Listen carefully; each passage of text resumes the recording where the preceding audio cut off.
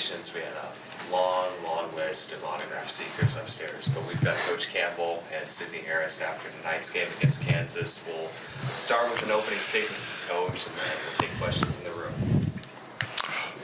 Well, really proud of the team and the way they competed and fought. We gave ourselves a chance. I think we were up one with about 4 minutes to go, and kind of had that domino where Aaliyah got a rebound and fell, and Una had the ball and bumps into Agnes. Anyways, they get a bucket out of that, and after that, gosh dang, we just couldn't quite get the lead back. But this group could not be more proud. The adversity that we've gone through, trying to learn a new offense, playing small ball, they are fighting and scrapping and giving themselves a chance to win. And same thing at Texas Tech, we were right there. So we're going to just keep working, keep going through the process of trying to get better. And we got to get better defensively. That's the one thing. We got to figure out a way to get some stops. But tonight I'm proud of the group. Did the bye week kind of help to kind of get the offense flowing a little bit better and kind of just understand the emotion a little bit more? Yeah, I mean, it's I don't even know if it's been 2 weeks of them learning a 5-out motion. That doesn't happen in 2 weeks. Normally you get 2 months during October, November to learn something. So it's going to be a work in progress the whole year until you get Sedona and Madison back. It's going to be a great compliment, though. Even when we get those kids back, it's going to be good. So we're still working through the kinks, but they're getting better. They're getting more comfortable. Practice reps, we're able to go 5-on-5 this week. That helps. Offensively, though, we're playing good enough offensively. You got to find a way to survive defensively. Just how hard is it for your squad to basically just have a 6-man rotation, and especially whenever you're playing with high foul trouble there towards the end? It's really hard. There's a small margin for error right now for us to win these games. And that's it comes out in many areas. Foul trouble is one of the areas. But this group, they understand it. They are locked in. Truly, I could not be more proud of everything that's unfolded and how they keep showing up at practice, how they are in the locker room. And the reality is, we got to play a really good game to get this done. Sydney, it looked like you stepped into a couple of threes early on, and that got you into a really nice rhythm on the scoring end of things. Now that you've got a few games under your belt off of that ankle injury, just how much more comfortable are you feeling, especially in this new 5-out system? I'm super comfortable, and I feel like my teammates have been able to find me super easily, and everything's come very easily. Like my shots, like you said, I'm stepping into them, perfect shots, so it's been pretty good. And Coach, for you, how big of a challenge is it when it feels like in the first half it's officiated a little bit differently than it is in the second half? Only 10 fouls called in the first half and 29 called in the second. Yeah, first of all, Sid, I want to go back to her in the offense. She is such an elite shooter that this 5-out motion's really good for her. And when you add a Madison Connor, another shooter like that to it, it's gonna be really good. And so there's blessings that are coming from the adversity and trying to figure out a new way to play the game. But Sid was dynamite tonight. And then the foul calls, you guys, I never worry about the refs. I don't even talk to them much during the game. Try to just pour into our team and our kids and worry about things we can control. And so I did think they were pretty consistent. Foul calls, I think it was 20-19 overall. Free throws were in the ballpark. And so we just got to get better defensively. We got to worry about what we can control. And kind of on that same idea, the rebounding, Kansas, I remember you guys, 36-25. I mean, how do you address that discrepancy? The rebounding, I mean, they have a 6'6" center, WNBA prospect. We don't have a center currently. We got Aaliyah, who's our power forward, and Sydney and Agnes, who are, power forwards and wings. And so they have a big advantage there tonight. And so you got to fight. This is where I'm proud of the team. They're fighting. And they got more rebounds, but it's not because of a lack of effort. we got to fight harder and we got to be even more disciplined. But they're scrapping down there, and so I'm proud of them. Coach, there was a moment in the fourth when Agnes went down. It looked like a cramp. Did a part of you in the back of your mind kind of go, oh no, here we go again? No. These kids, our strength coach is awesome. It's just been a bunch of fluky stuff that's happened this year, and you have no control over it. Agnes is as strong of a player that I've ever coached. And she's logging 40 minutes and guarding the other team's best players every night, and so that kid's a soldier. But it's what comes with sports. You lace it up and go compete, and injuries are part of the game. But this group's they're grinding, you guys. They really are, and they're giving themselves a chance to win. We just haven't finished it off. So what do you tell your team after the game? After you're grinding it and getting closer and closer. So what's actually the message that you tell them in the locker room? Yeah, well, it's the same message of control what you can. In this process, the outcome, you don't always get rewarded with the outcome you want, on the court and in life. I do know the only chance you have to win is you better work your butt off. And you got to show up in practice and keep working your butt off. And you got to keep grinding. And if you don't do that, we have no shot. And to the team's credit, with all the stuff that's gone on, they have put their nose down and worked and been coachable. And we're going to continue to do that. And sometimes you don't get the outcome you want, but it's not because of lack of effort or a lack of trying. Have you learned anything different from any of the players that you maybe have not have known about them? No question. No question. Our team's growing up.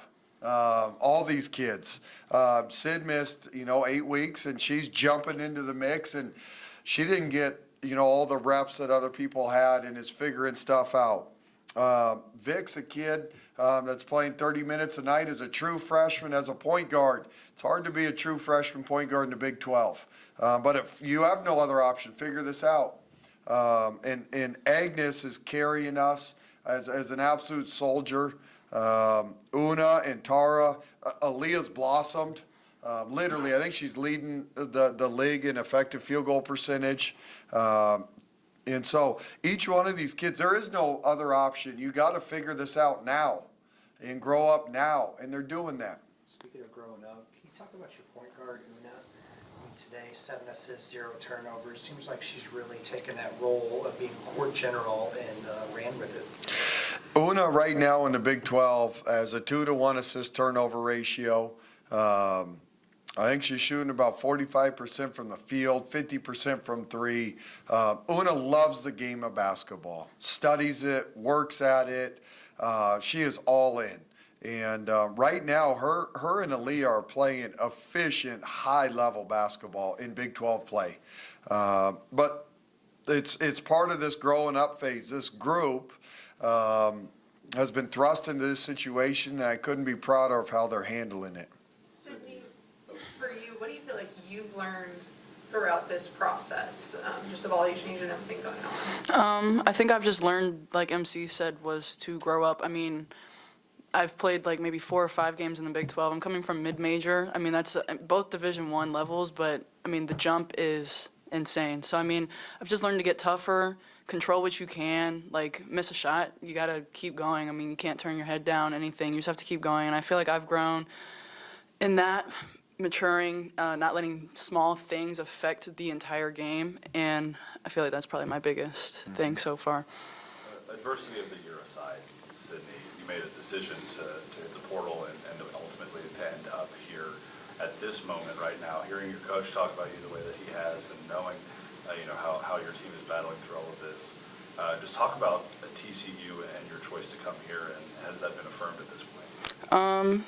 When I was in the portal, I think my biggest thing was like getting my best ability like out on the floor. So I knew MC would coach me as hard and get me to kind of like get uncomfortable and get out of like what I know what to do. And I feel like not the best defender, and he harps on all the coaches, like just focusing on things that like I need to get better at so that I can continue to grow my game. I think that was kind of like my biggest thing I was looking for was getting better. I wasn't doing that at my previous school, so I knew I needed to find something where I would, and I trusted him. He told me what he did on my visits and my parents, and I trusted him, and it's been going pretty well. Coach, for you, is it positive coming out today?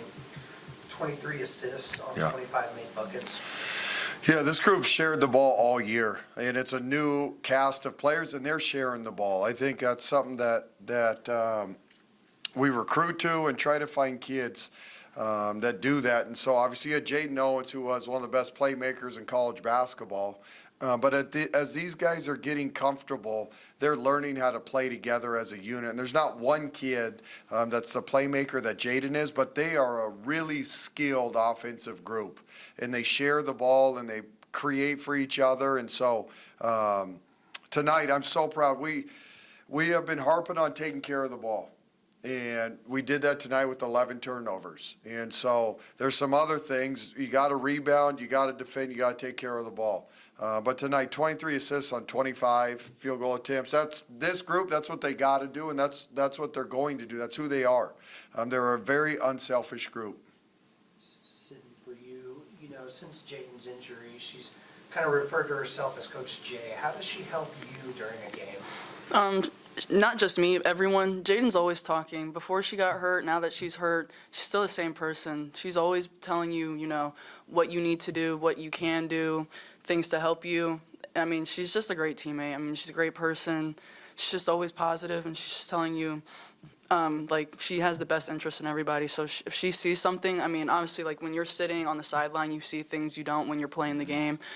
And, she literally even told me, like, before I had even shot a shot, there was a timeout, and then I sit down, and she's like, you know how to shoot the ball, you need to stop thinking and shoot it. And then I did, I guess. So, she's just always just saying things that need to be said, and they're always in a positive way.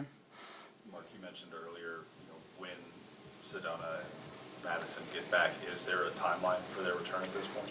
No, I've never talked about injuries, but everybody's body's different. They have projections, but we'll walk through that.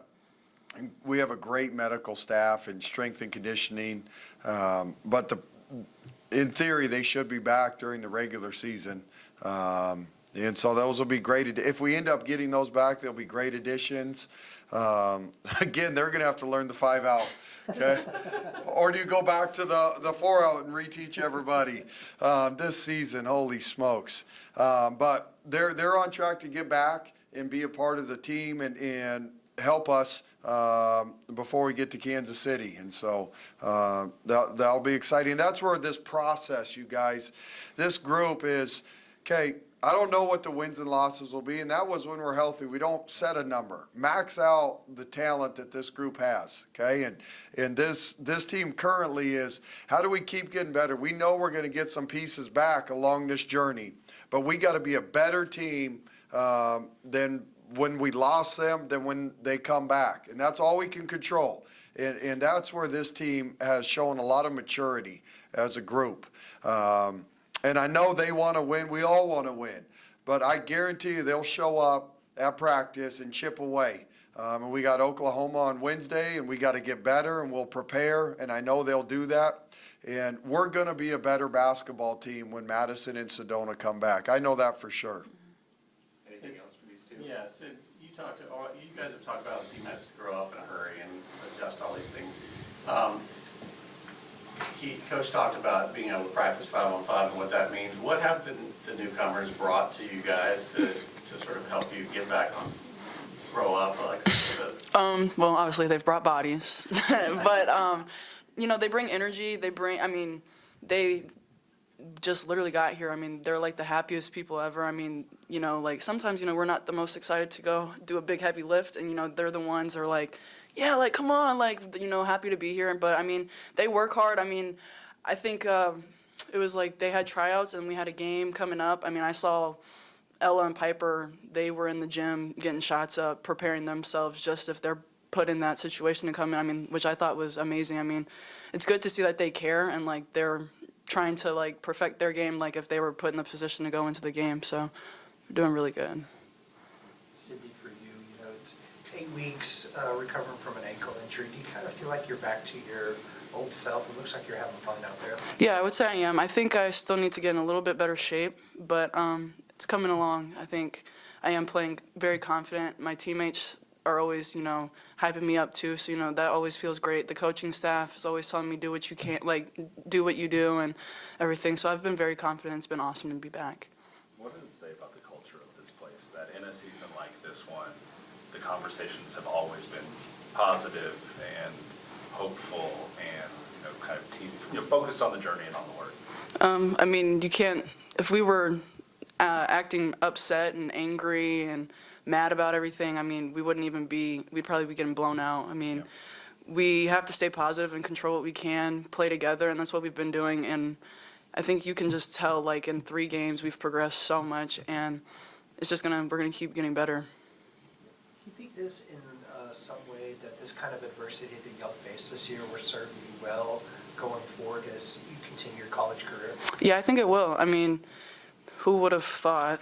I mean, transferring in, I mean, I would have never thought, you know, we'd miss games, only have like 4 people, whatever it was. But I think it would build anybody. I mean, it shows you, like MC always says, who the soldiers are, who's going to fight when things get hard. And I think this is just given us an opportunity to fight even harder. And does it kind of give you a new appreciation for the game as well? Yeah, definitely. It does. Yeah, no question. I think one thing, staff, coaches, you just, it's fragile. A season's fragile, being healthy. And so just taking advantage of the opportunity that these guys have. We put up on the board today, you know, there's only 9 games left. You're halfway through league, to really cherish and value the opportunity to compete and play together and go out there. Because it is, you don't know when it can be taken away. And I think everybody within our program has learned that lesson this year. How proud of you as a coach, I know you mentioned this a little bit, but you know, you come out of this stretch after the game's canceled, you win against UCF, you battle Tech to the very end, and you battle Kansas to the very end. That, you know, they haven't laid down. Yeah, I'm as proud of this group. When we started 14-0, and what's happened since the injuries, equal amount of proudness for this team. Again, you're trying to squeeze all the talent out of whatever group you have. And that start, which was historic, we had top 20 talent, and that was special. This group, since all this stuff's unfolded, we're 1 and 2. They are maxing out what they're doing, and that's all you can ask. And so we're going to continue, and there's a ceiling. I know we're going to keep getting better because we're just figuring this stuff out. But this group's special DNA, the locker room special, the leadership on the team special. To manage all of this and keep fighting the way they are, it's a special group of people. Yeah, Sydney, last for me, you know, the way this national story has been, it's been about, you know, the walk-ons and all that, and that it's kind of seemed like a team of walk-ons. You take that kind of person, you want to go out and like, hey, I'm a D1 player, you know, we still have a ton of D1 talent here. Yeah, I mean, I think people know that. I think it's just, I mean, it was a big deal. You don't see it every day, so I think that's kind of what it is. But, and I don't think anybody else on the team has, like, you know, kind of taken it like that. But, yeah, we have plenty of talent on this team. I mean, and the walk-ons, you can call them walk-ons, but, you know, they have their talent too, so. Thanks, everyone. Thank y'all. Thanks, you guys. Thank you. Good luck in